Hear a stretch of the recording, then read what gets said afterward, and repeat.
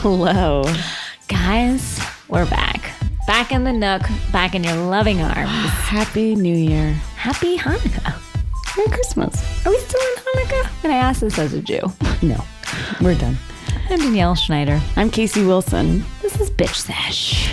Guys, welcome back. We've missed you. I'm wrapping my loving arms around everyone who's listening. I really feel like I've missed everyone. I missed really the have. energy. Me too. I've missed our friends. And despite the fact that our Facebook page was essentially, or not page, but our Facebook group was essentially shut down and run off, I still miss it. I miss everyone. Yeah. I mean, we still have the Facebook fan page that we made, which people are bandying about on. I'm happy to talk to people on that. I'm loving it. I feel like that's a conversation I've kept going. Like throughout the hiatus, I've turned to you on the... It reminds me of I was watching this documentary with Anderson Cooper and his mom. Nothing left. Oh, I want to see that. Oh my God, the title is so heartbreaking. Nothing left unsaid. And that's how I feel about the Bitch Sesh Facebook page. Oh, we've said it all. Everyone has said their piece. Yeah. No one has been silenced. Everyone, in Jurassic Park, like nature finds a way. Like Bitch Sesh finds a way. It does. It's like in Little Shop of Horrors at the end when the little plants come up and they're like, don't feed the plants. Yes, we are all the monster plants that are coming to suck your blood. Yes. We just get like a bad vine. Yeah. You guys should see Casey right now. She is we're inside in the nook, and she is in a warm, beautiful cashmere, I'm going to say, winter hat and a cape. Look, the hat is definitely cashmere, but the cape is made well from my sister-in-law for beautiful. Christmas. It's a really cute, is that, I always going to get gingham? Tartan? No. Tartan, yeah. Is that how you pronounce it? Red and black? Yeah. Very cute. Cape. And Danielle, you are also wearing a jacket. Guys, Casey, for my birthday, which just was the day of Luann's wedding, I'm not going to lie, I felt overshadowed, but... So sorry. Yeah, it was tough on my whole family. But Casey gave me a beautiful bomber jacket. I know I had said on the podcast, am I Terry Dubrowing it up with my leather? And you guys supported me through that, and Casey gifted me this gorgeous olive green bomber jacket that I am never going to take off. It does look really good on you. It's olive green with black trim. It's got a gold zipper. It looks really cool. I'm so happy. In April, it's millennial. It's mill approved. Mill by approved. April. So I feel like, I'm good to go. I'm hot to trot. You're looking great. Thank you. Because of you. Jackets is a very big thing in our house because my husband, since we had the baby, has taken all his kind of life crises out on jackets. Like he's been two of them tonight. Oh, yeah. And then someone was like, your jackets look great. And he's like, oh, thanks. I saw him go, these old jackets that he's cultivated and obsessed over. Really? It's strange to be married to a writer who cares more about their looks than an actress. Mm-hmm. But that's the gorgeous pairing we have here. No, my husband doesn't. My husband wears a shirt on the regular that says, it's you who he died for, but kind of ironically, it's about obviously the Lord. And, but it's as a yoo-hoo bottle. Yeah, I got a lot of levels. It's a lot of levels. Yeah. So, again, he's definitely cultivating a look, but it's not similar. Yeah. Similar way. God, now I'm like, have I told the story on the podcast about my husband's jackets? I don't believe I've heard what's this gone on before. with these jackets. No. Right when we had the baby, and God bless, he's not like cars or women, but it is jackets, and some of them cost a pretty penny. And each jacket that's acquired is like a 3-month circling and going back in discussions, and then I'll get one, and then I'll return it, and then it's too big, and then it's too small, and then it's too short, and it's got too much fringe. And we're talking jean jackets, we're talking overcoats, we're talking raincoats. We've got a trench going, just a jacket obsession. And he's finally found what he feels is his perfect jean jacket. Mm-hmm. And it's getting a little strange. And when I had the baby, I took him out for the first time. I was with you and Morgan at Morgan's house. We went swimming with the kids. Yes. First time I'd taken the baby out by myself. It started amazing. I'm like, I'm doing so great. I'm an amazing mom. And then quickly it was like, oh no, he's screaming. I must get him home. And he was little. He was a month or 2 months maybe. Mm-hmm. So I get him and I realize I didn't put enough sunscreen on him. He's possibly burning. It was 100 degrees out. I'm like, he's hot. I strip his clothes off and put him in the car seat and blast the air conditioning. And he's screaming. I didn't know he was so cold. And then he was so cold. Oh. He's crying. I'm pulling over on the side of the road trying to find pacifiers. I'm crying. I'm sweating. I call David. I'm like, you need to be at the door when we get there. I don't know. I can't do this anymore. And he goes, well, that's going to be hard. He's like, because I'm shopping for jackets at the Grove. I was like... You've never heard of him. How dare you? An inopportune time to shop for jackets. And he needs to go to a Jackets Anonymous. but he did have on 2 jackets tonight. And so it really speaks to someone who loves jackets. But then when he saw yours, he goes, "Oh, Danielle, nice jacket." I felt really proud to be like, You did. You were associated with my jacket. yeah. No, I felt proud of that moment too. Guys, we're all doing it. Guys, 2017. we're changing the show to be called Jackets. Jacket Sesh. Danielle, there's so much to cover, and none of it involves my husband's jacket. I know. Guys, we have just been binging on days, weeks really, of TV that we missed over the holidays. And it has been... My eyeballs are burning. I know. And my husband said, because I'd be like... Because again, we were catching up after vacation. And I'd be like, oh, I gotta go watch some Housewives. He's like, are you going to the coal mine? Like, you're acting like it's like your job, and like the coal's not gonna take care of itself. Like, isn't it our jobs? I was like, this is my career. Get over it. Like I was. Yeah, because we set out, we gave ourselves a pretty big task, which was like keeping up with Atlanta, keeping up with Beverly Hills. Starting Ladies of London. For you, starting Ladies of London. For me, just enjoying it, as I always do. Enjoying it as you do. And then, of course, Mariah's World. I mean, that's a lot in, 3 weeks is really what it's been. And especially when you cram it into 2 days. Yes. It's a lot. It's been 4 for me, so I could go at a slower pace than you. This is truly the golden age of television. It is. How lucky, as they said in Lin-Manuel Miranda's Hamilton, how lucky are we to be alive right now? Casey? I know I was on the wrong side of history on that one. You are? Yeah. And I haven't seen it, and yet I stand by it. Just want to say Matt McConkey's come my way. Has he? When did he see it? Oh, he saw it and loved it and was all flutter, crying, this, that, the other, but has been listening to it in his car and said now he thinks it might be corny. How dare he? I don't want to get into this controversy again. And I hope to see it one day. What does Erica Jayne say? If you talk about it, then it becomes a thing. Yeah, it's like if you I don't know. She has so many gems. But it wasn't even, that one wasn't even gem. It was just like emphasis. It was like, if you talk about it, it's not over. Yeah, you make it bigger or something. Yeah, it didn't really have a... We don't have quite the same flourish as Erica Jayne. No, we don't. Okay, Danielle, so much is going on. Before we even get into specific shows, let's just hit me with some headlines. Hit me with what we've missed. What I think the big thing, which you just talked about, is that Lulu Bear and T-Bone. Lulu and T-Bone, Tom of Please Don't Let It Be About Tom fame. How could you do this to me? Question mark. I'm engaged. We got the bone. Ba-ba-doo.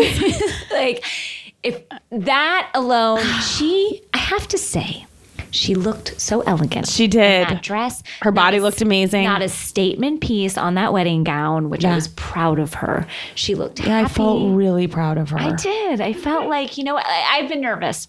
I haven't known if this is right. I felt like she was running to a desperate situation, but... And she was.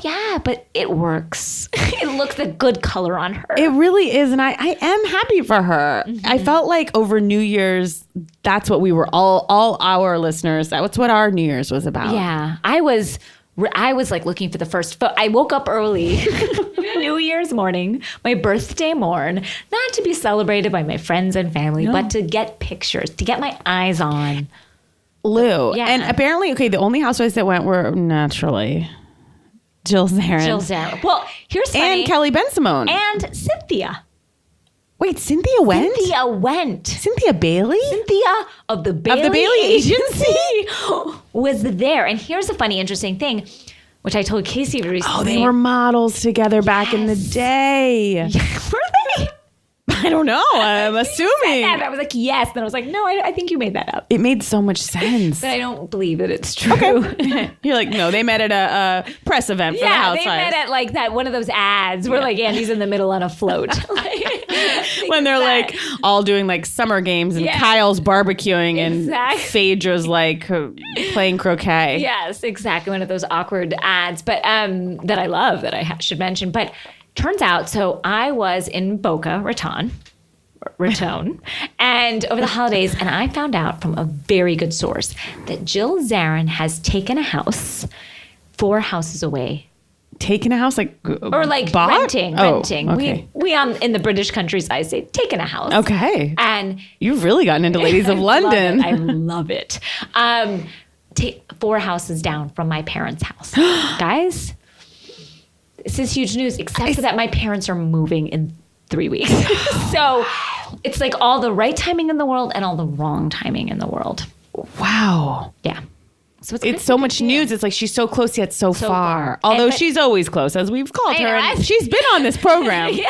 It's sort of like one of those things where it's like, but I also don't want to get into her I don't want to involve myself in her life. No. God, so no. it's like almost perfect timing because it's like she's so close, but I don't have to treat myself. Do you think your mom would have been friends with her if they like sidled up on the beach? I could see them playing mahjong.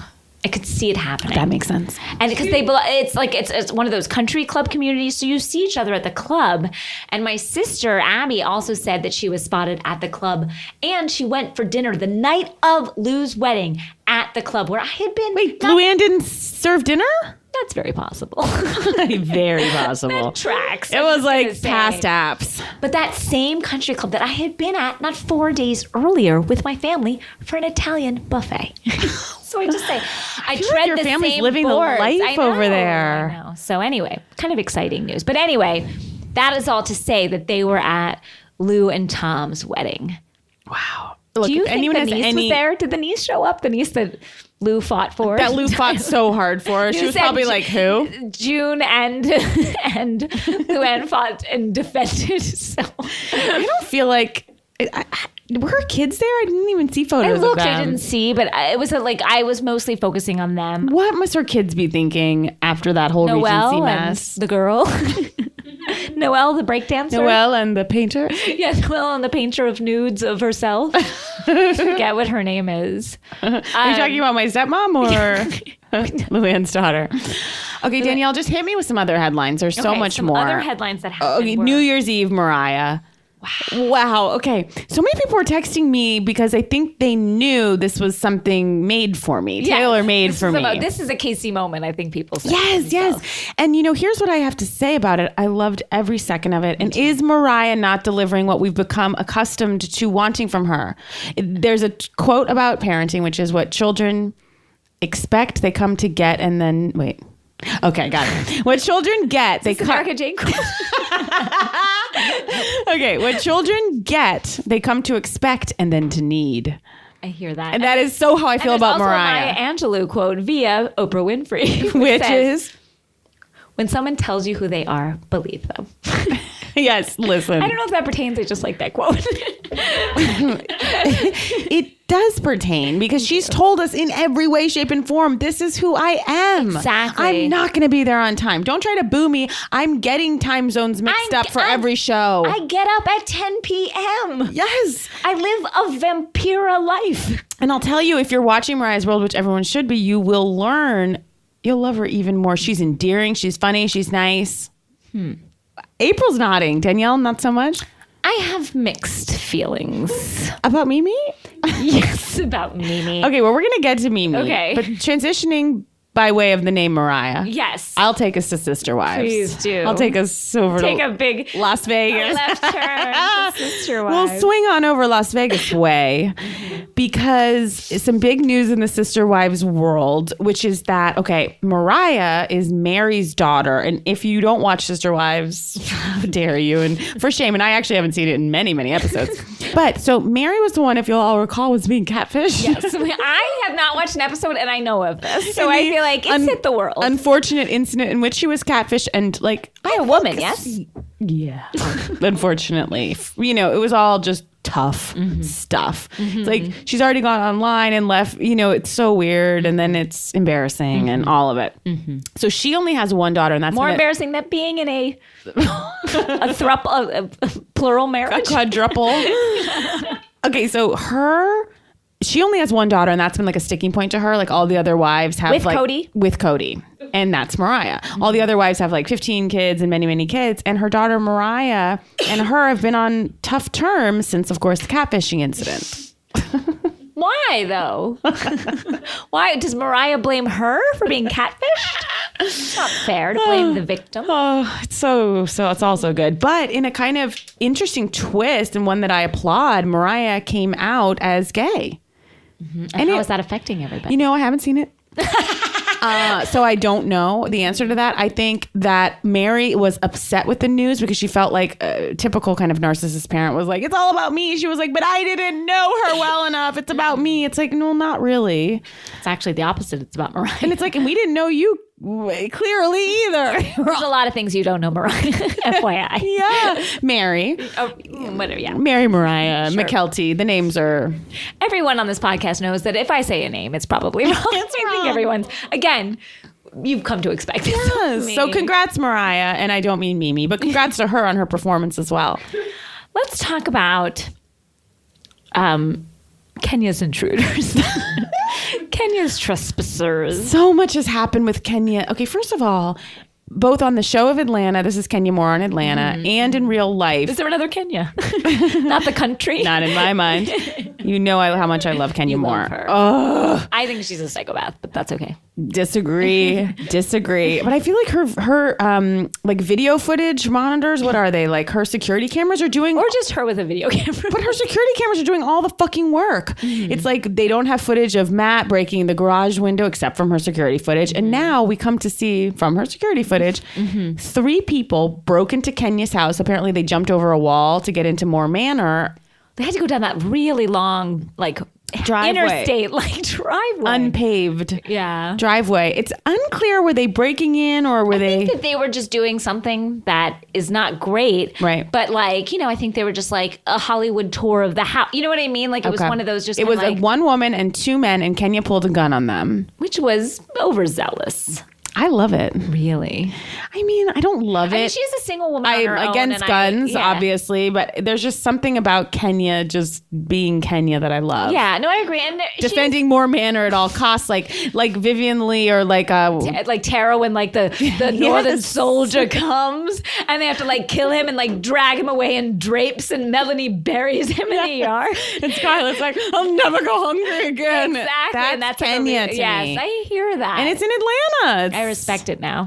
When you equate it with going to it, I'm like, I'm in. I'm all in. She had to wear her curtains afterwards. Did you have to wear her curtains? Every movie I love, someone's dressing him in curtains. I would love Sound for of Music. Kenya Moore to be wearing her curtains. That feels right. But she's always in her Lululemon and her tight workout apparel. Well, also, do you believe any room in Kenya's house is finished but the bedroom? I believe it's the only in the finished bedroom room. is not finished. No, it's not finished, but it's livable. Throwing down a like faux fur little mini cloud rug is not finished. Yeah, for your no, dogs to...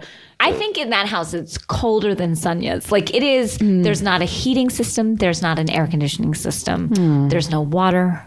It is... I'm worried about Moore Manor. But there is cake. There's cake. I love when she and Cynthia pulled up bar stools and ate like from a gargantuan Gucci cake that Cynthia made for Matt. And we can talk. Yeah, we'll get there's there. So much to talk about to get with Matt and Kenya. But some other things to talk about. Envy, I hear just today that it closed down. Melissa Gorga and that other woman who looks like the chef, but isn't the chef with the crazy blonde hair. Yeah. Her partner that's always like in the Caribbean. It's done. R.I.P. R.I.P. Did it ever so open? much death in 2016. Has been a tough year. It really has. With Envy being the final death. Carrie, Debbie, Envy. So many. R.I.P. all of you. Beautiful, beautiful. And yet, Kyle Baleen too is spreading like a virus. I know. It's opened on the Upper East Side. I mean, do we take us when we're in New York? Do we go? Do we check it out? Do I christen every Kyle by Aileen too? Here's the thing. I don't mean to be... I'd love to get to the bottom on the numbers there. It's got to be the agency. We're seeing how the agency's booming. That's what's covering the cost of that rent. It's got to be astronomical. No one has bought anything at that store ever. Though, when I was in Boca Raton, a girlfriend of my sister's said that she had gone into one on her own volition. I don't know if she bought anything, but it wasn't like, she had stopped in. Right. So that feels like a triumph for them. I guess. Someone went in. Yeah. I feel like it's better than usually the empty vessel that we see in Beverly Hills. So, there's that. Great. There's also Adam, Carol Radzivil's Adam was on Chopped. I don't know what that means. No, but that's something. Yeah, it happened. That's definitely something. We threw out onto our Facebook page, which is Bitch Sesh, just the question like, what do you guys want to talk about? And overwhelmingly what we heard was one word. And her name is Dorit. Otherwise known as Dorito. That little chip. She is that a crunchy little chip. She is crunchy. She's a crunchy little gorgeous chip that will make you shit your pants later. And her husband just, when I look at him, I just see a bulbous glass of red wine that you wash down the Doritos with. I see a Dursley. Do you remember in Harry Potter, like those like neighbors that are, I mean, not the neighbor, like the cousins that he has to live with? You lost me there. Yeah, they're like. You know, when you were saying that when we were watching, you know who I thought you meant? Who do you think I meant? That he looked Dursley, like Robert Durst. S. Oh, no, I thought he meant he's a Dursley. Like, because I think PK does look like the fatter, younger brother to Robert Durst. I don't remember what that person looks like. Oh, Robert Durst, I remember. Yeah. Well, just an imaginary brother, fat brother of I hear that. Robert Durst. And Elliot Mintz, the publicist, looked like an old dead version of like Robert Durst. The burping Durst. at that version of Durst's life. But Dorit and PK are riddles wrapped in cash. They are riddles wrapped in nightmares, wrapped in terrifying, like old newspapers. Yes. But I will say that Dorit is beautiful. Finding her to be less and less so. I think she's pretty. Yeah. In a way, but like she's no Erica Jayne. I wouldn't look twice. She's an example of how fashion makes someone look prettier. Like you just look at her like, she's stunning, but then when you look up close, you're like, nah. I hear. I'm hearing. I think she's pretty. Yeah. You know, I mean, she's not Erica Jayne. She's not Sophie from Ladies of London. Oh God in heaven, that hair! I get lost in it. So much to talk about. Bury myself. It's just felt like there's just so much. I feel like I don't even know how we're gonna bite this off. Should we just properly? Well, okay. I have one more piece of little quick news. Terry's tip. I got it. Okay, so Heather Dubrow posted on her Instagram yesterday, and it has since been removed. Why she would post this is so beyond me when people already think they're snobs. Mm-hmm. They don't, but that's the point. They never get it. They never get what they sound like. They are tone deaf to who they are. I'm hearing that for the first time. They're tone deaf. I'm really seeing that. Mm-hmm. Okay. And that's what makes them monsters. So in her Instagram on the right-hand side is a bill for $479, the tip $100. Bastards. On the left-hand side, on the back of the receipt is what Terry wrote.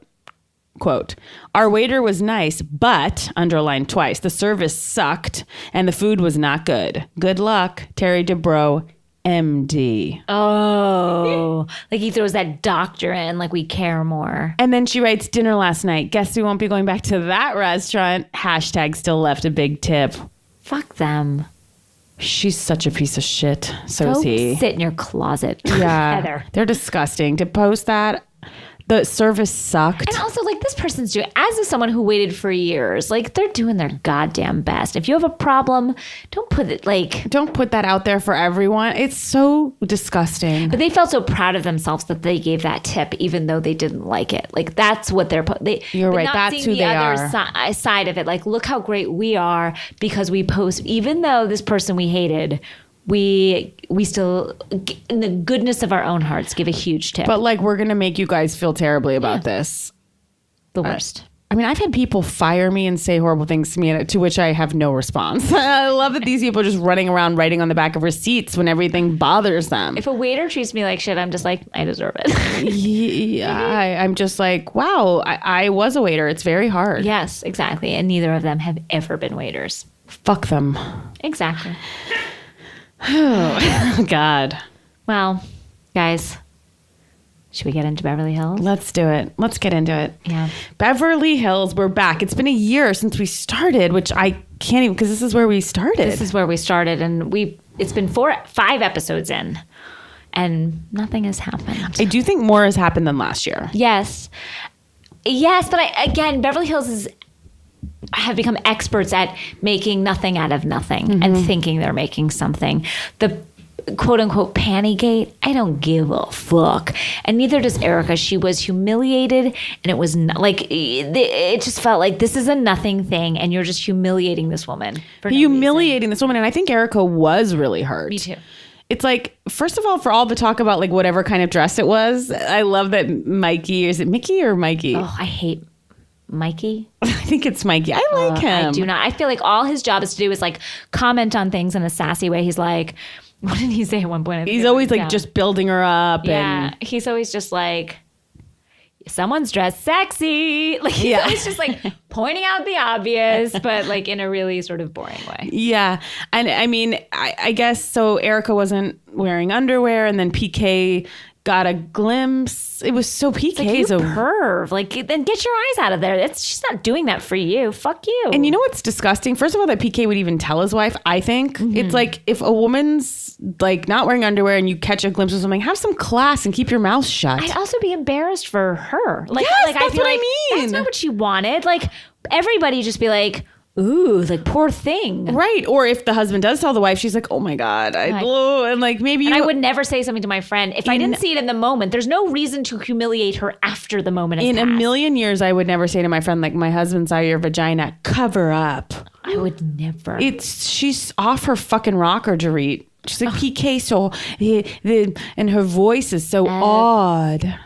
It's like British, but is it Israel? I don't know where she's Is that from. Connecticut? Is it PK? Oh, this was Mikey's phrase, one of his many brilliant lines. Line those lips. Line those lips. It's just like, what? Yeah, he's always like, that's got to be in the video. Yeah, it's just like sort of nothing. He just says nothing.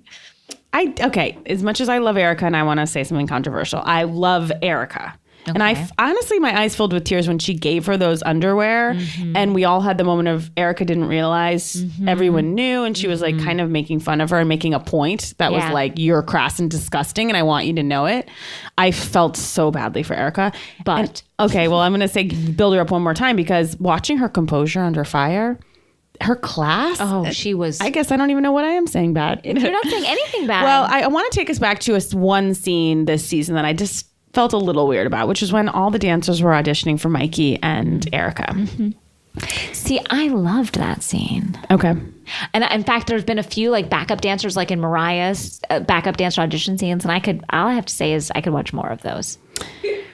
Look, of course, I love to see the dancers. And I love when they end in a split that they fall into. Oh, that was fantastic. That's amazing. But there was just something, and maybe it's coming with someone who auditions a lot, and I've been through the process. I felt a little weird. There's all these talented dancers like working their asses off, auditioning for someone, and I could be wrong, who it seems like their husband is just bankrolling their career. It's just, there's an error with Mikey with everything that's so false.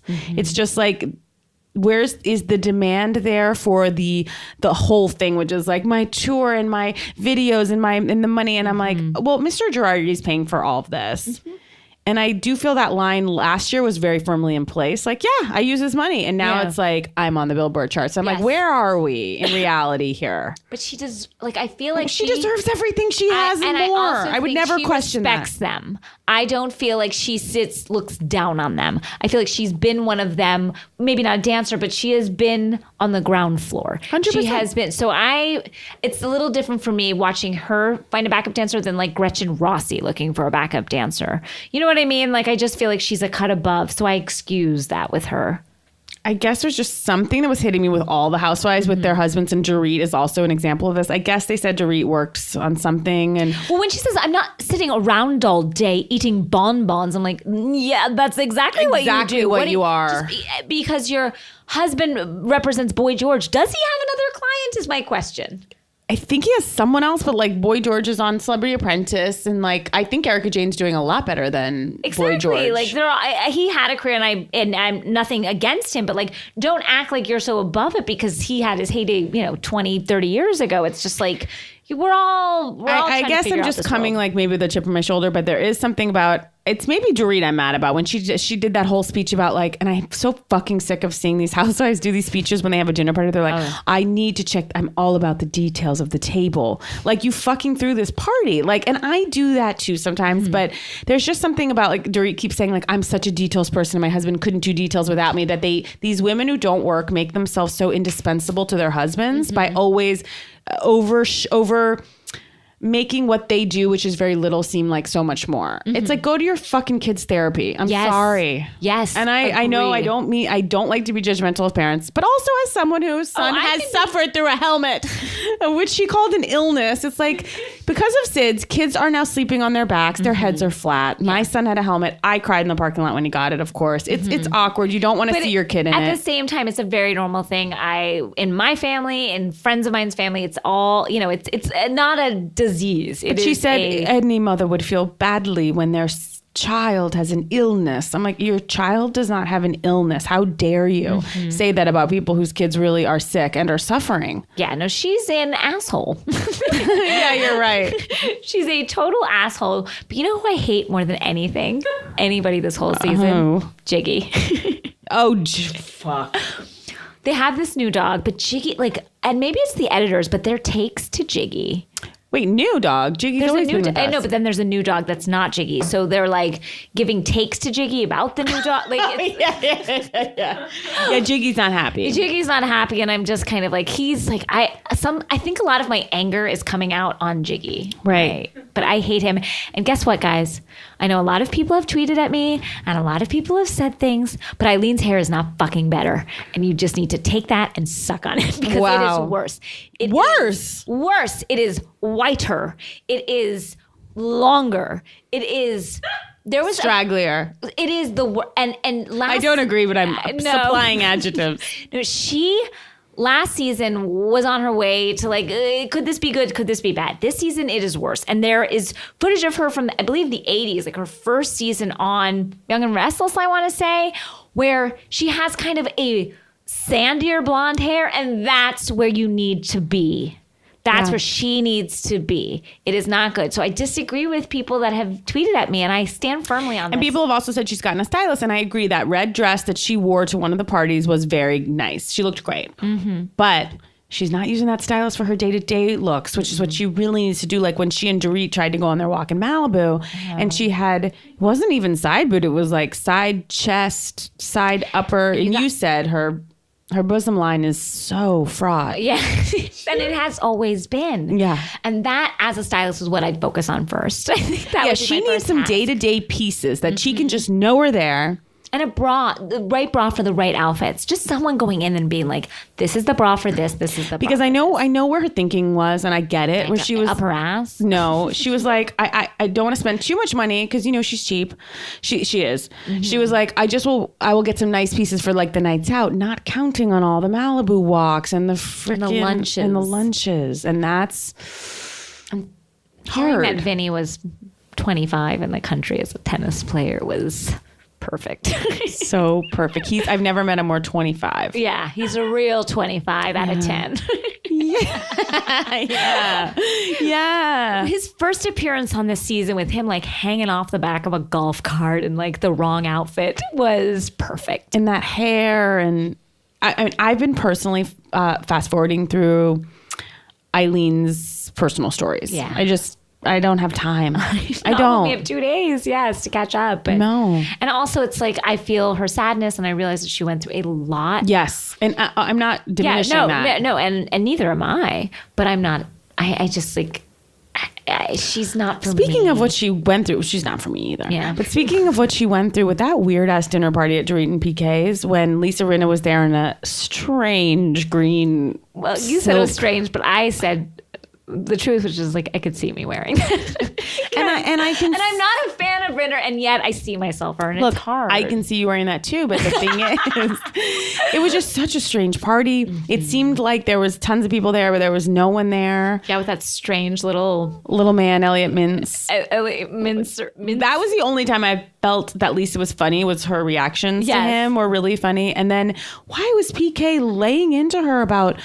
And assuming and wanting to assign the blame for how she treated Vanderpump because her dad died. I mean, it was just... searching for a storyline, It felt... PK is really, when I first met PK, I'm like, oh, here's a weird guy throwing a boudoir party for his wife. Nothing new here. Yeah.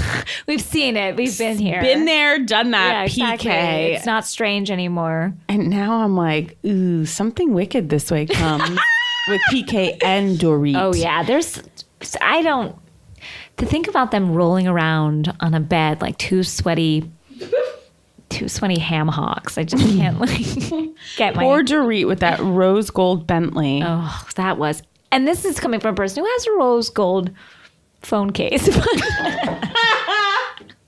I stand by that, but... You're talking to someone who has a rose gold candle. Wait, do we catch the thing? You guys know I hate Vinny. Where Eileen says, it was not this episode, but the last episode, where Big Vinny had run over Little Vinny's foot. Yes. Oh, God, I love it. I love it so much. Look, I'm sorry. Everything I've written is about PK and Dorit. Dorit is just a monster. Oh, when Dorit says about her daughter Phoenix, the name is Phoenix, she says, when Phoenix gets a grip, she just, about her daughter, gripping onto her, it's because she wants her mom. Yeah. She's gripping on her mom for dear life. And poor little Jagger, they're both the worst named kids. Mm-hmm. If you've named your child Jagger... Take a look in the mirror. Take a look in the man in the mirror. Dorit, make that change. When Dorit's parents visit, she's like, tell me how you found these places. And her mom just goes, I Googled it. Dorit's a fucking idiot. Yeah, she is. And she's messing with the wrong she is climbing up the wrong fucking tree. If you think...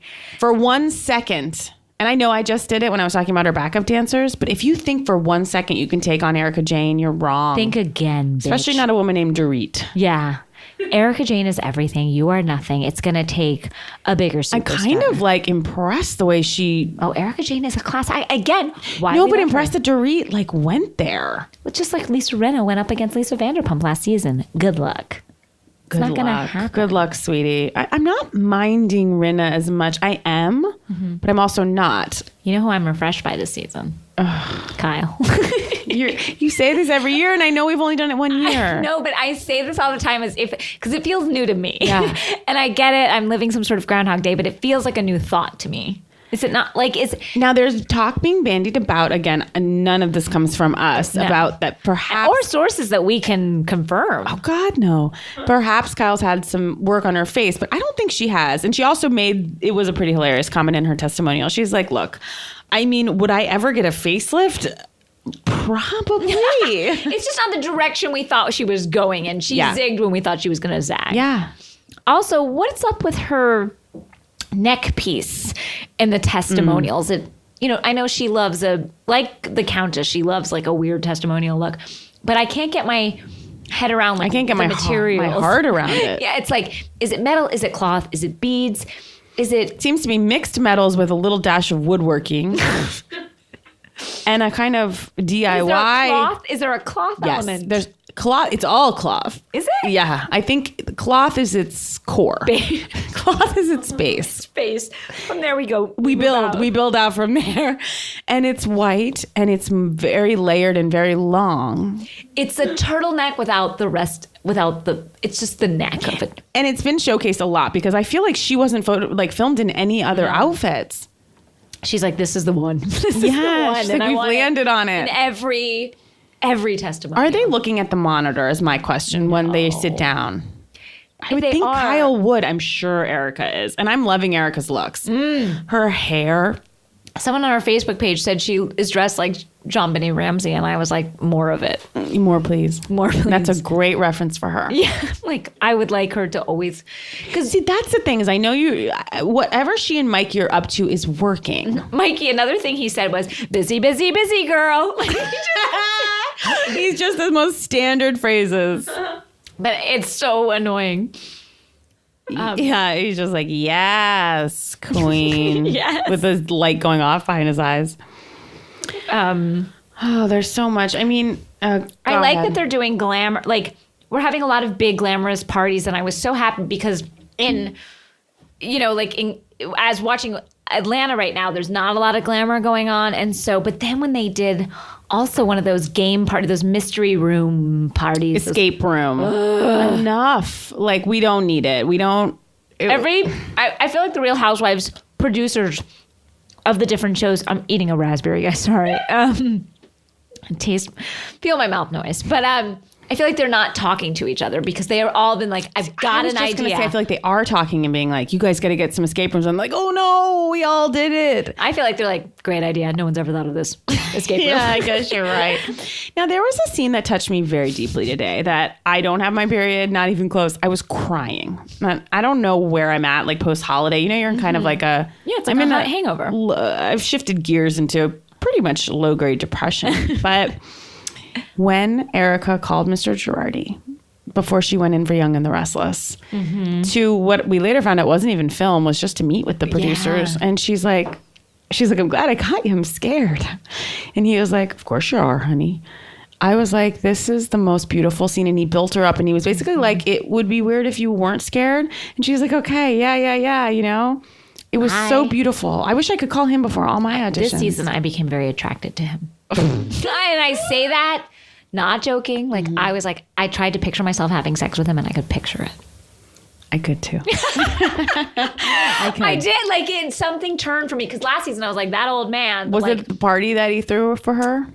It was, but like, he got her the Chagall and she was like, well, that's for him. But then he got her that beautiful ring that like, and it wasn't about the gifts. It's that he has her in mind and that he loves her and that I believe she loves him. And, you know, I love that, you know, she's coming into her own and she's so comfortable in her own skin. And he's so supportive of it. And it's nice, although, was it you? Someone wrote us. I heard something that like he routinely cuts her off so hardcore and like cuts all the credit cards. She can't even pay anyone. I never Payrolls heard are this. spiraling. What?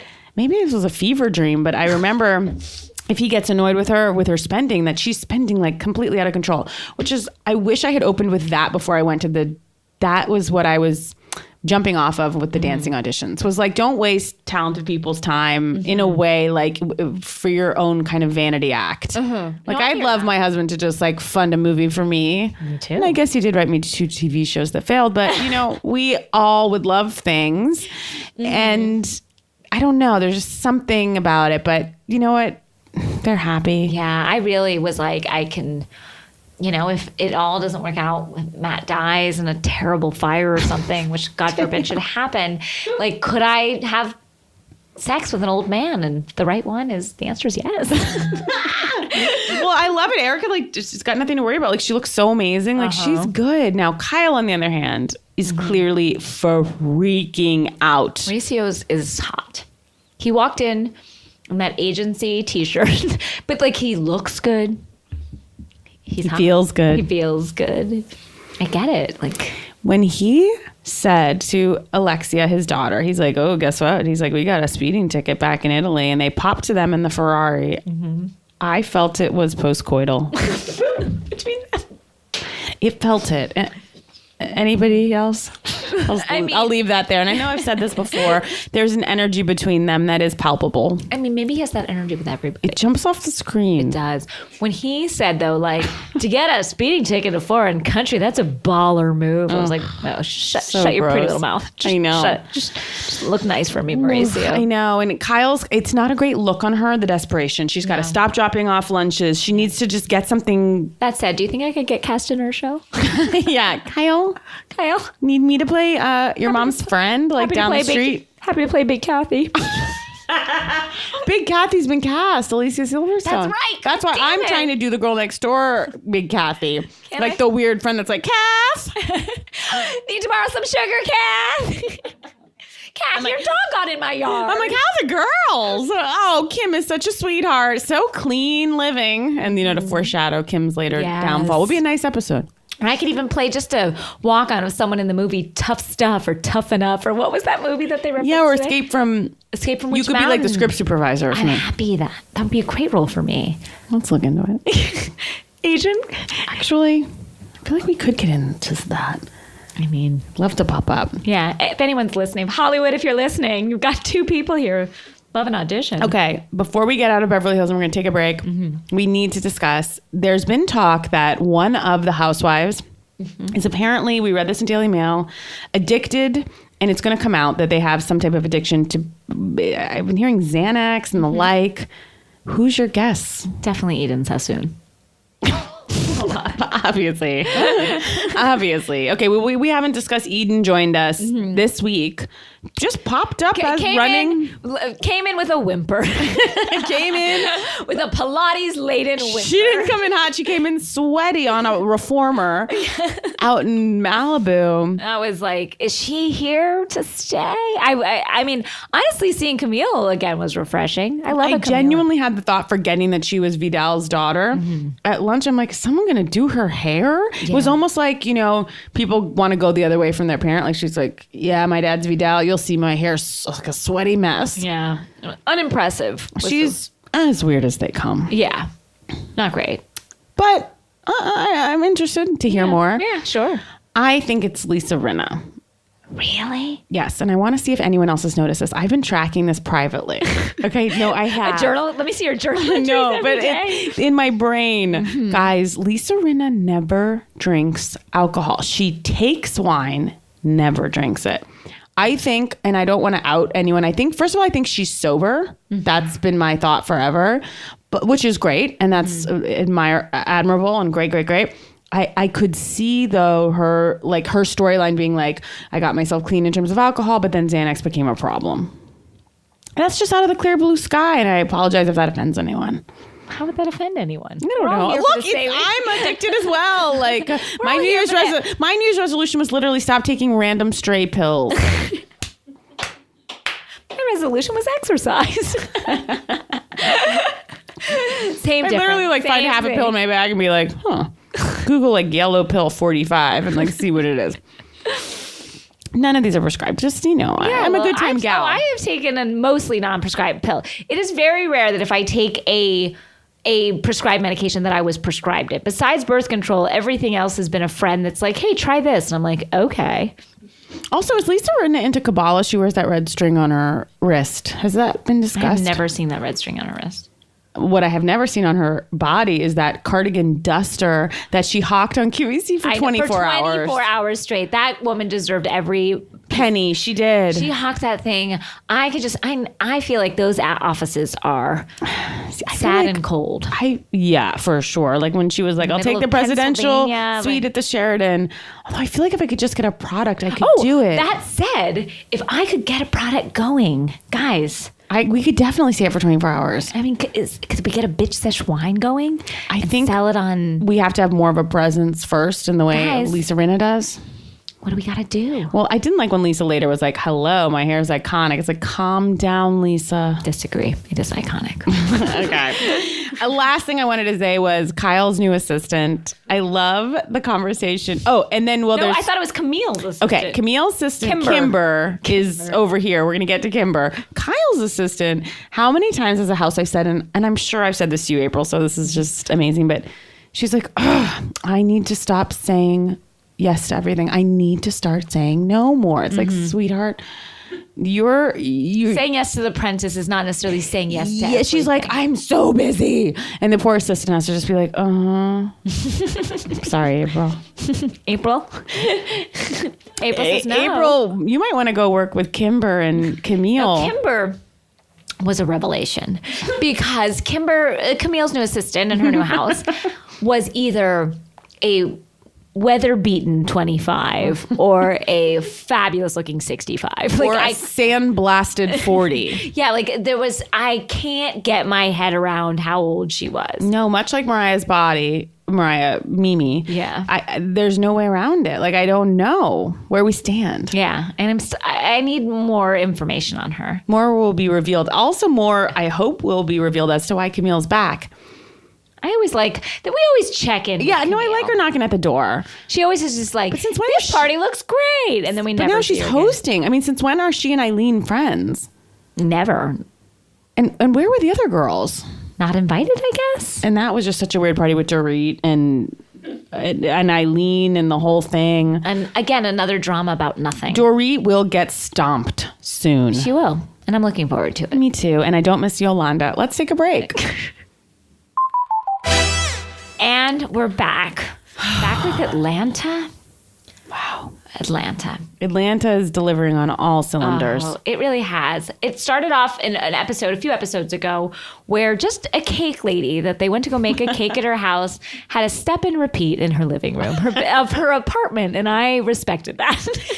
These women will throw out a step and repeat. And those are those like little backgrounds for, the only reason I know is because I watch a lot of Housewives. I haven't been on a bunch of step and repeats myself, but they are literally just like, it says a product behind you or like the TV show, and they take like press photos basically.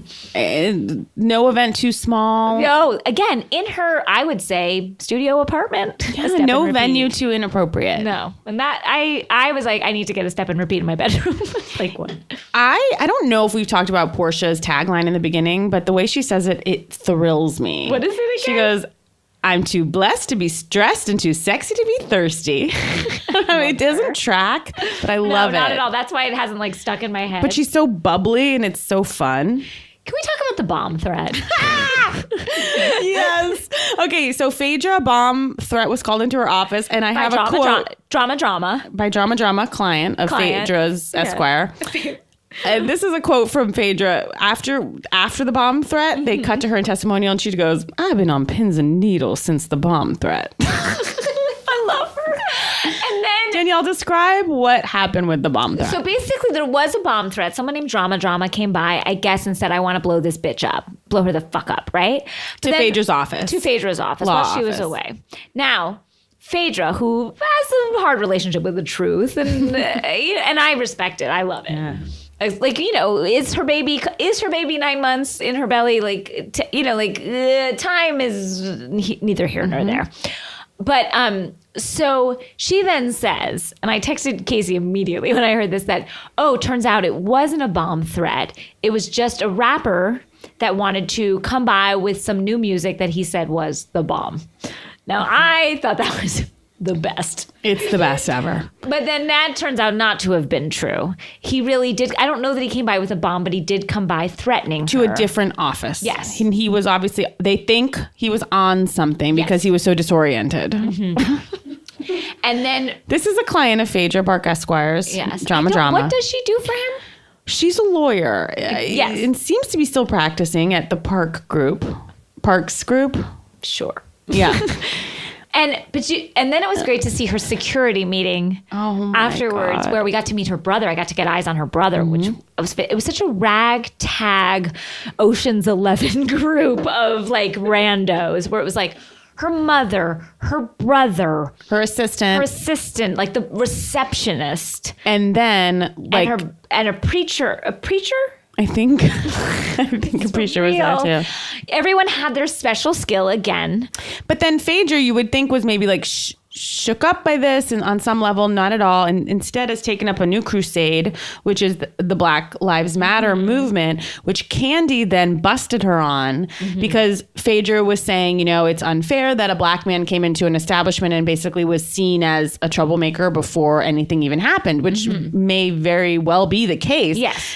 But, this is now Phaedra's platform, and she's on her kind of soapbox in Candy's eyes. And Candy's like, your parents hired you security. You're just as like scared of everything in life. Candy called her out on that. Though I just don't like Candy as much this season. I don't like Phaedra to be called out on things. I know it's like me separating myself from reality, but I love the reality that she lives in. Me too. And when she had this lunch where she called Candy, Phaedra called Candy, Phaedra's assistant called Candy to meet her at dinner. Which was also a hilarious move.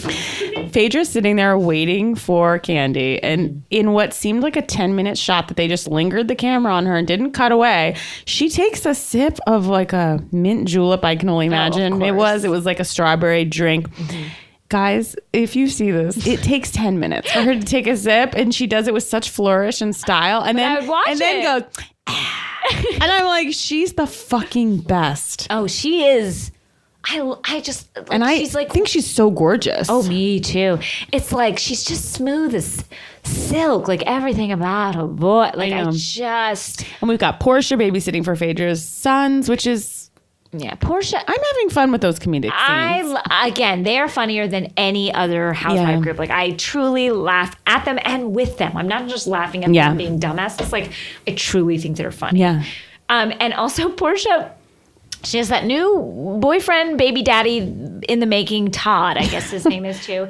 And then when she gets Todd together with her family, and they're like, so Todd, do you want to have kids? And he's just like, oh, I don't know. And this was her reaction. Hearing Todd be hesitant about having kids, I'm going to let it go. I just thought like the normal person would be like, maybe he's not the right answer but she was like, there was a huge pause, and then I'm going to let it go. That's what's kind of hard to watch with all these housewives as their relationships crumble like dust in the wind and they move on and on. They become just more and more kind of okay with things. Like it was sad when, I guess we'll get into it, when Matt broke into Phaedra's garage door, and I felt really bad for her when she was calling the producers. We got to see a little. We got to see the cameras. But then she was talking to the producers. What I thought was just like, I'm scared. I need help. Like, no, it was just like about her relationship. No, she goes, Joy, do you have a second? Yeah. And she's in this huge fight with Matt, and I'm thinking she's going to be like, turn the cameras off, or like call the police. And she's like, he's a good guy, Joy. She's like, he's just like, he's got demons.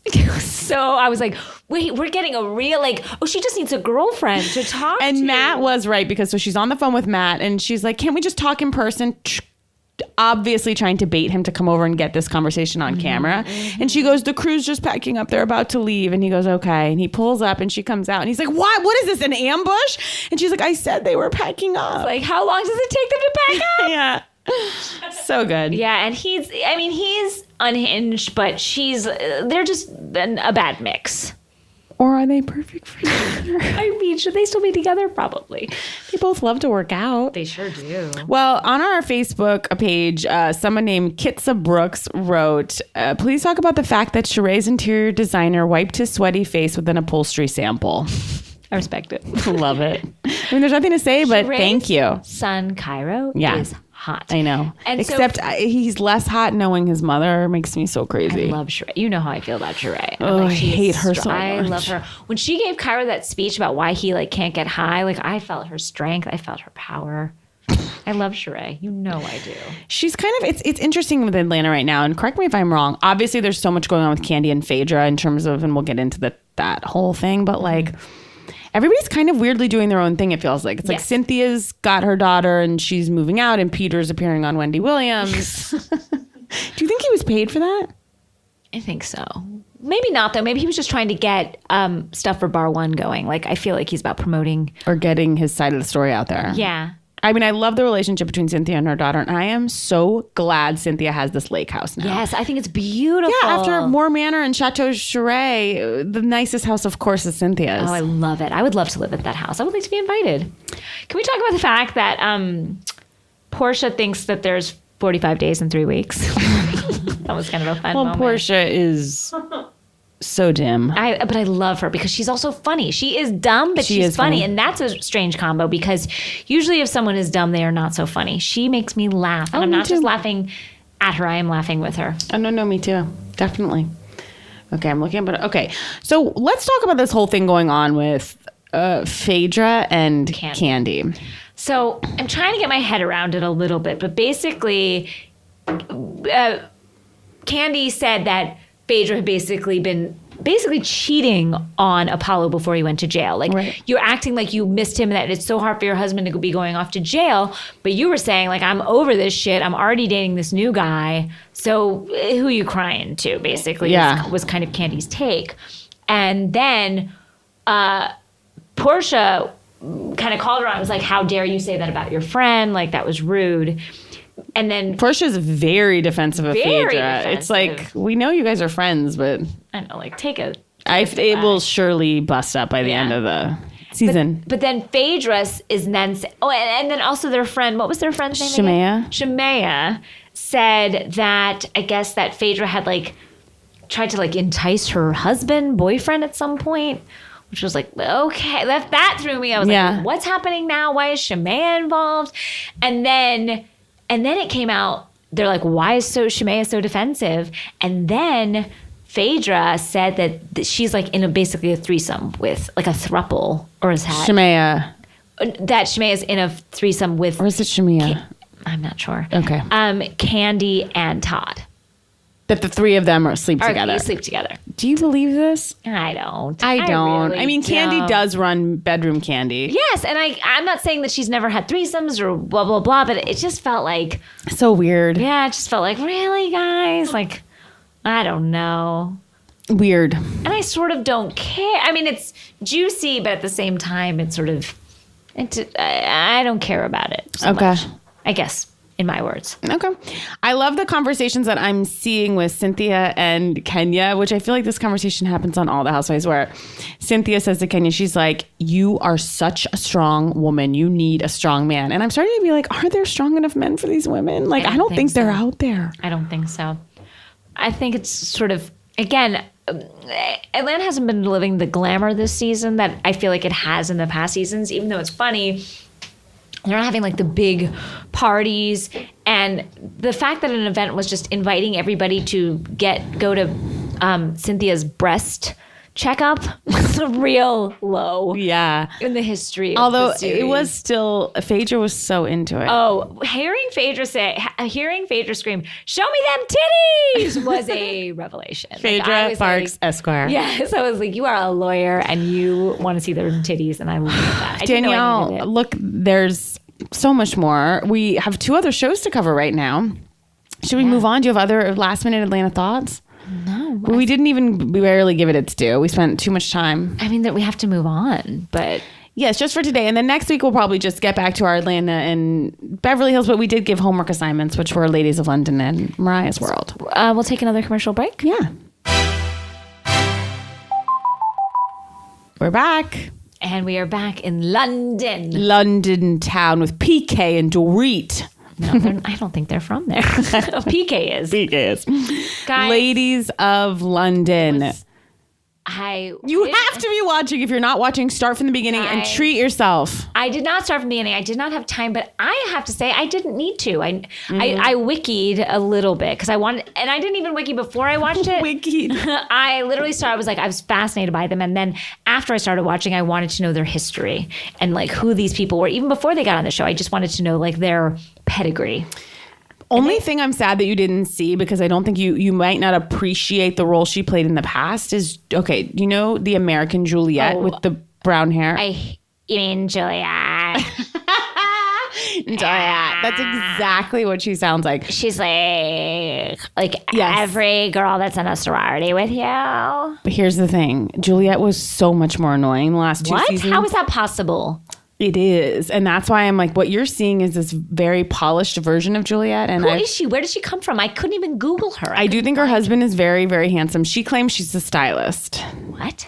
And she's had a complete either nose job, fillers. She looks completely different. Anyone can. Please, no tagging. Please remember our rule, guys. We're seeing some real tags slipping through, guys. Please, no. No, we don't want anyone to. We don't want to be associated with them. We just want to talk about our friends behind them. Yes, because I'm curious, though, what she's had done, if anyone can deduce. It's a lot. Really? From the last 2 seasons to now. So already she's so just like she's like, I'm like, oh, is this what we sound like to people across the pond? I think Americans so. are terrible. Like, and we're annoying. Well, that's the thing about Ladies of London, is that the Americans are the worst. Except for Marissa, who I'm enjoying. See, I don't like Marissa. Really? Mm-hmm. Oh, I think she's gorgeous. The way she talks, her mouth is so wide. Marissa Hermer, she's so self-satisfied. She's so happy to be to have like climbed what little way she has. Mm-hmm. I think she thinks her husband's so gorgeous. It's like, guys, let's all be in reality. I beg of you. I kind of like him. Look, I'm softening to her. Obviously, she went through this horrible childbirth and she's had a tough year, but she's been incredibly annoying in the past. I hear it. I could see that. But I'm coming in a season where I find Julie and Juliet to be the most annoying. Julie is the most annoying person on the earth. I'm ashamed to be American. I'm like, oh, this is what we look like to the rest of the world. I understand it now. I do too. And I'm fucking like, Jules with that Mapperson and that inbred husband. He's the worst. Just a doughy weirdo. He is a dough. He's like the personification of a piece of like white doughy bread. Like as bad as she seems as an American, he is what think of he's with the British bread. Like before it goes in the oven, he's just like the dough on the He's counter. the worst they have to offer, and his wife is the worst that we have to offer. Yeah, like and good thing that they found each other. They found each other in this world. But and then he's the Earl of Sandwich. It's all, and I don't know a lot about the caste system, and I'm dying to know more. But it just seems like. Well, of course. Okay, the queen, the resident Erica Jayne, is Julie. Oh my God, who am I blanking on her name? Caroline Stanbury. Caroline Stanbury. Stanbury. That's what I meant. Yes, I love her. I love her. And Sophie are just beautiful British horses that I think Caroline Stanbury is like a handsome woman. I think she's beautiful. I understand that she has a look, but I like it. It's very British to me. Yeah, and she's a queen. Yes. And her husband, I think, is so gorgeous. I haven't met him yet because he hasn't been on. Yeah. But her brother is gorgeous. Sophie's ex. That what happened there, Casey? What happened? He's just not. Did you see him at their son's birthday party? He just sat in the corner texting. He didn't do anything. It was the worst. So Sophie was a side character in the last season. She is everything. I used to think I liked Carol Radziwill. Sophie's everything. The hair. June, Diane, if you're listening, you can't say this about long hair because you have not seen Sophie. And again, I was on June's Diane train too about the long hair, but Sophie is a cut above. I want to make a coat of her hair. Her hair, her body, she's such a kind person. Her style is and I can't believe, so she and Caroline Stanbury are sisters-in-law, but now they're not because Sophie divorced Caroline's husband. I'm just so curious how this is all going to go down. It's not looking good. No, it's not looking great. You don't cross Caroline Stanbury. It seems you don't. Oh, you don't. That's what I'm finding out. And again, I just coming in this season, but she seems to be top dog. Oh, she's so amazing. This is one of her quotes. I'm not here for your amusement. You're here for mine. I love that. So good. What it is about the ladies of London is I feel less than them. And so the more I feel less than someone, the more I like them. It seems like if I'm in... I feel like the more I feel like they wouldn't like me, the more I like them. And that's why I don't think I like Marissa, because she's so one of us. Yes. But Marissa would be like, hi, like tell me everything. It's like, Marissa, no, I know you. Yeah. I'm interested in Caroline Stanbury, who brings her makeup artist with her, shows up to dinner that was called for 8 at 10:30. I mean, it's so good. Jules is so unfortunate. She's so desperate. I've said this before, but she's just that yoga personality that's just when Jules said ridden she with attacked anxiety. My yoga, I was like, that's hilarious. Like that made me laugh so hard. She attacked my yoga. You don't attack my yoga. Like, yeah, you do. I like when Marissa's husband said he wanted to move to LA. Her face, okay, she looks like she wanted to truly scream, but I'm a lady of London. It's like, I'm not going to get on the Housewives of Beverly Hills. I know. It's just so good. They have money, like you were saying. They have real money. When like Caroline, the Swedish Caroline. Oh, yeah. I think she's a real cuckoo bear. Really? Why? Because she is. No, the last 2 seasons, she's cuckoo. Like, she's got very weird manners and like very weird ideas. The stuff about the boarding school, she had to like make the bed. That stuff? Yeah, maybe I'm not explaining it right. Like, she's just odd. Like, the way she says things to people and what she expects from people is really weird. Like, she's got this strange code that is probably because she's genuine royalty in Denmark, but I find her very odd. She's always like mixing up sex potions and talking about how she puts like coconut oil everywhere. And she's kind of a touch of Yolanda, but not as cool. I don't know. There's something very weird about her. I sort of enjoy that she's like this weird Swedish celebrity that we have no idea, but like she's always like, I did my cooking book. Yeah. Like Slagden and Slagden. And you're like, oh yeah. And then my workout video, Snag. She's like, and I'm an international pop star. Yeah, like that. She has this whole famous career where like in Europe, I'm sure she can't walk out the door, but like I'm just like, that's a really strange book. Like, she has like 20 cookbooks that are international bestsellers, it would seem. And all of them, because I guess of the caste system, like they've inherited, she has inherited all this property. Like towns. They have like, they're in charge of towns. Yeah. And they have to like support, like in a Downton Abbey way. They're like, this community depends on us running this place, the gift shop and the farms and the little farms around them and stuff like that. They're like properties. And yeah, it's so weird. And like Caroline Stanbury and the yoga instructor Jules are a perfect example of Caroline Stanbury. If you just met them, you'd be like, she's gonna, take this girl. Like Jules can't even hold a candle to Caroline. And then Jules, it's like the most desperate moment where she's trying to befriend Caroline Stanbury. And then in testimonial, Jules is like, she hates me because she'll never have a title. And it's like, I think that is how it kind of works, though. Well, I asked my friend Amy Barham, who was on our show at Little Don, we went out to dinner, and I'm like, is this crazy? Like, is that how it really works? And she was basically like, yeah, like to have a title is the trump card. Everything. Wow. Even if you have like no money, it's all about the title. They don't have any money. She's making, like last year she was making these yoga sweat balls. Like it was called Jules's Balls. Really? I think that's what they were called. And Jules's sweaty balls. Accessory company. Was like, she's like, I'm closing down accessories, etc. or something. Well, like Caroline, ran this whole thing called Gift Closet, which was like extremely high-end gifts, like above a Net-a-Porter or like anything, like really high-end. I look at Net-a-Porter like, well, you gotta be a billionaire. Exactly. This was crazy. And of course it shut down. Of course. And went out of business. And I think that is been very hard for her. And and then they're like, she downsized into a house that she's renting before she moves to Dubai. The house is like the house of my dreams. Yeah, that would be like, oh wow, that's where I could live and die. And it's a forever home for myself and everyone I know. She's like, before Dubai. The only thing that I don't like about Ladies of London is the ads and promos this year have been so shocking of them like singing in that phone booth.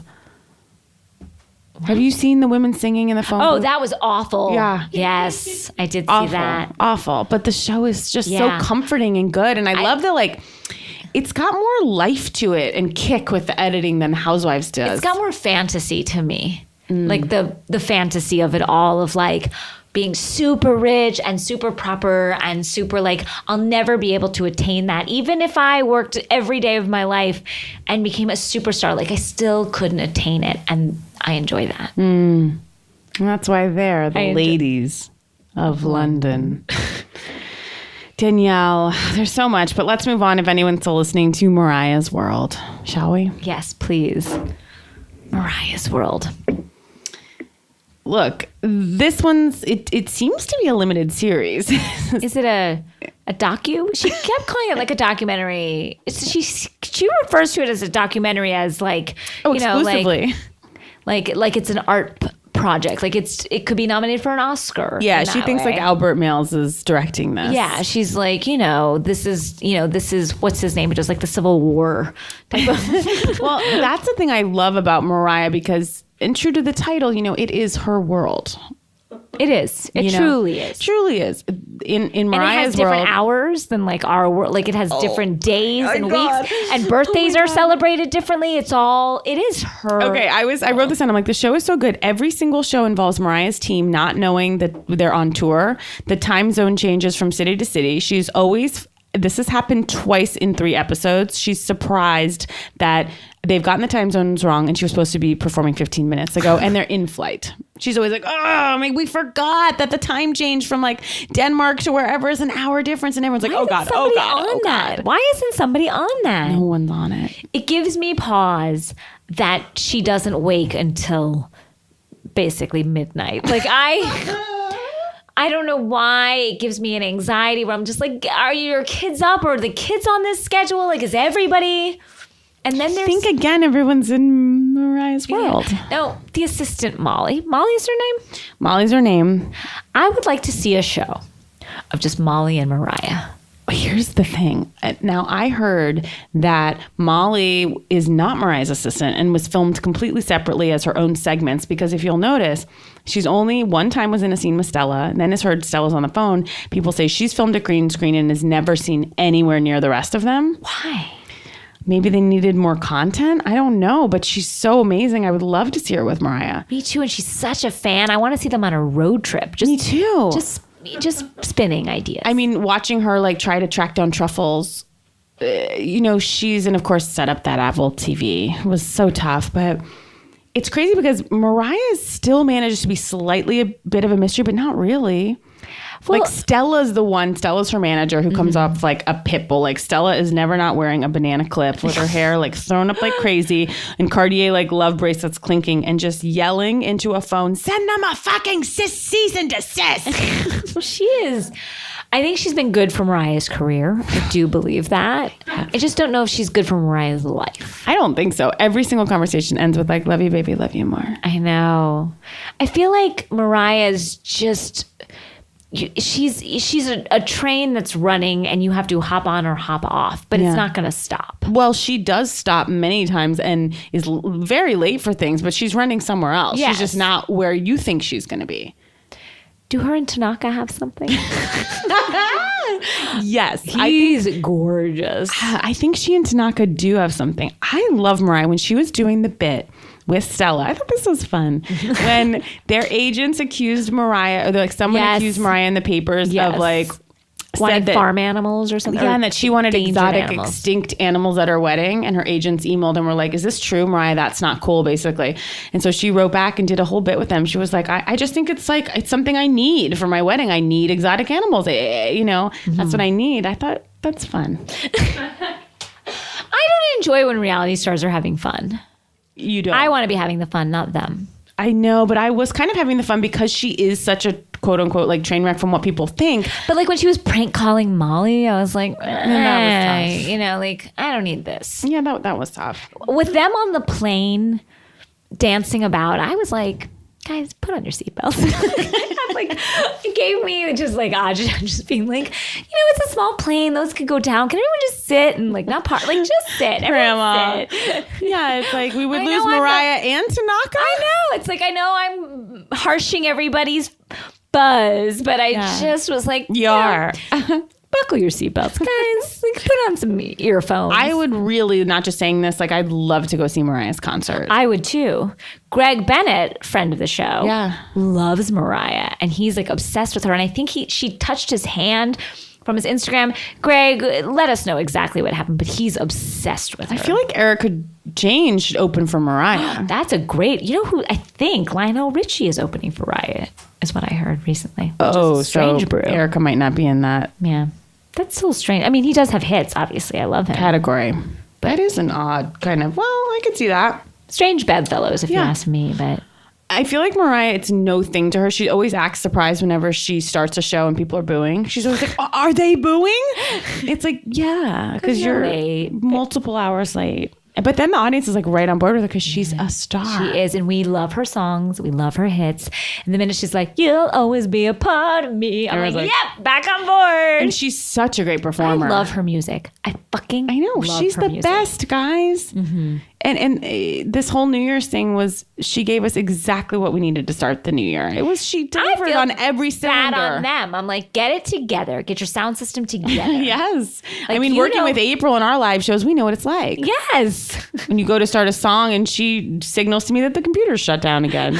It's like, yes, we come to expect this. And so does our audience. Everybody get on board or go home. Yeah, like when we were singing Mariah's All I Want for Christmas is Lou in our last live show, And yeah. I thought you did a fantastic And we didn't version. start late at all, actually. No, we started right on time. We're like, what if they leave? Don't they have to get home and go to bed? We're like the Marissa. We don't want to lose one of them. Marissa Hermer of what? Sesh, I guess? Of the world. I don't already know anymore, guys. Guys, we've been talking a while, but we've missed you. We hope you've missed us. We really have. I've really missed everyone. I want to hear more comments. I was laughing so hard reading this stuff on the Facebook page. I know. You guys really are hilarious. So truly keep are. it up. When someone sent us that Yolanda picture of her peeping around Gigi's step and repeat, it was the funniest thing. So truly, thank you for that gift. One of the funniest things we put it on. It's such a great, that to me in a nutshell is what this show is. Yeah. Someone catching a photo. Just a moment that, we're supposed to be looking at Gigi, but no, we're looking at Yolanda, looking at Just Gigi. a a blonde head peeking around to make sure like her daughter's getting her due. It was so good. Danielle, I'm just going to say that on January 25th, we have a live show at Largo. Yes. We have all new material. It's very exciting. Yes, we're very excited about that. And that's in anticipation of our New York shows are all sold out at the Bell House in Brooklyn. Thank you, everyone. We're gonna be so there. excited to come to New York. We'll come back. If you didn't get tickets, though, we are definitely going to come back. So don't fret. 100%. And I think that's it. Anything else? It's just that fret, like I'm British. I think the ladies of London are rubbing off on me. Don't fret. That's a good thing. Yeah. Oh, there's a new one on. Don't think I'm not going to watch it tonight. Oh, yeah. When I go to bed tonight, my husband will be like, turn it off. And I'll be like, you get out of here. Move your ass Get back. out of here. You get out of here. Can I have some more? Dory. But guys, thank you for sticking with us through the break. We're excited to be back. And happy New Year. Yes. Here's to a great 2017 in all realms, be it pop culture, lowbrow garbage television. And no more death. Envy was just too much. Envy tipped me over the edge. Yeah. So like it's already been a hard year. Yeah, to life in 2017. Thank you, April. Thank you, Earwolf. Thank you, Luce. Thank you, July. Thank you, Danielle. Thank you, Casey.